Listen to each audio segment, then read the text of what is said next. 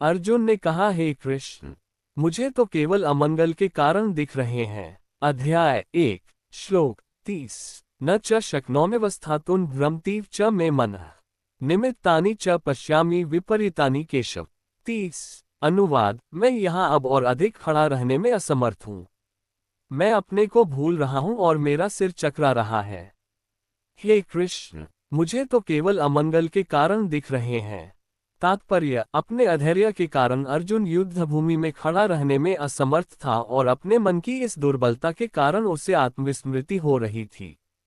भौतिक वस्तुओं के प्रति अत्यधिक आसक्ति के कारण मनुष्य ऐसी मोहमयी स्थिति में पड़ जाता है। भयम द्वितीयाभिनिवेशत स्यात् भागवत 11.2.37। ऐसा भय तथा मानसिक असंतुलन उन व्यक्तियों में उत्पन्न होता है जो भौतिक परिस्थितियों से ग्रस्त होते हैं। अर्जुन को युद्धभूमि में केवल दुखदायी पराजय की प्रतीति हो रही थी, वह शत्रु पर विजय पाकर भी सुखी नहीं होगा। निमित्तानि विपरीतानि शब्द महत्वपूर्ण है। जब मनुष्य को अपनी आशाओं में केवल निराशा दिखती है तो वह सोचता है, मैं यहाँ क्यों हूँ। प्रत्येक प्राणी अपने में तथा अपने स्वार्थ में रुचि रखता है, किसी की भी परमात्मा में रुचि नहीं होती। कृष्ण की इच्छा से अर्जुन अपने स्वार्थ के प्रति अज्ञान दिखा रहा है। मनुष्य का वास्तविक स्वार्थ तो विष्णु या कृष्ण में निहित है। बद्ध जीव इसे भूल जाता है, इसीलिए उसे भौतिक कष्ट उठाने पड़ते हैं। अर्जुन ने सोचा कि उसकी विजय केवल उसके शोक का कारण बन सकती है। अध्याय 1 श्लोक 31 न च श्रेयोनुपश्यामि हत्वा स्वजन्माहवे न कांक्षे विजय कृष्ण न च राज्यम सुखानि च। 31 अनुवाद, हे कृष्ण, इस युद्ध में अपने ही स्वजनों का वध करने से न तो मुझे कोई अच्छाई दिखती है और न मैं उससे किसी प्रकार की विजय, राज्य या सुख की इच्छा रखता हूँ। तात्पर्य, ये जाने बिना कि मनुष्य का स्वार्थ विष्णु या कृष्ण में है, सारे बद्धजीव शारीरिक संबंधों के प्रति यह सोचकर आकर्षित होते हैं कि वे ऐसी परिस्थितियों में प्रसन्न रहेंगे।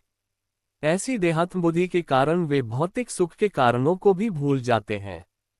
अर्जुन तो क्षत्रिय का नैतिक धर्म भी भूल गया था। कहा जाता है कि दो प्रकार के मनुष्य परम शक्तिशाली तथा जाज्वल्यमान सूर्यमंडल में प्रवेश करने के योग्य होते हैं। ये हैं, एक तो क्षत्रिय जो कृष्ण की आज्ञा से युद्ध में मरता है तथा दूसरा सन्यासी जो आध्यात्मिक अनुशीलन में लगा रहता है। अर्जुन अपने शत्रुओं को भी मारने से विमुख हो रहा है। अपने संबंधियों की बात तो छोड़ दें, वह सोचता है कि स्वजनों को मारने से उसे जीवन में सुख नहीं मिल सकेगा, अतः वह लेने के लिए इच्छुक नहीं है। जिस प्रकार की भूख न लगने पर कोई भोजन बनाने को तैयार नहीं होता। उसने तो वन जाने का निश्चय कर लिया है जहां वह एकांत में निराशापूर्ण जीवन काट सके। किंतु क्षत्रिय होने के नाते उसे अपने जीवन निर्वाह के लिए राज्य चाहिए, क्योंकि क्षत्रिय कोई अन्य कार्य नहीं कर सकता। किंतु अर्जुन के पास राज्य कहाँ है? उसके लिए तो राज्य प्राप्त करने का एकमात्र अवसर है कि अपने बंधु बांधवों से लड़कर अपने पिता के राज्य का उत्तराधिकार प्राप्त करे, जिसे वह करना नहीं चाह रहा है।